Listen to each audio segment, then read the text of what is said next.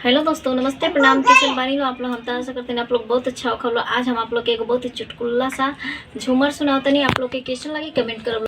हमारे कमर में दर्द दिया तनी हरा दिया पीसी दना, हमारे कमर में दर्द दिया तनी हरा दिया पीसी दना, तनी हरा दिया पीसी दना हो, तनी हरा दिया पीसी दना, हमारे कमर में दर्द दिया पिया हरा दिया पीसी दना, पीसत हरा दिया हो अम्मा हमारे देखी तनवा हो मरी है ना, तनवा हो मरी है ना, पिसबरतिया में हर दिया तनवा हो मरी है ना, हमारे कमर में दर दिया पिया हर दिया पीसी दना, पीसत हर दिया हो भाभी हमारे देखिए तनवा हो मरी है ना, तनवा हो मरी है ना, पिसबरतिया में हर दिया तनवा हो मरी है ना, पिसबरतिया में हर दिया तनवा हो मरी है ना।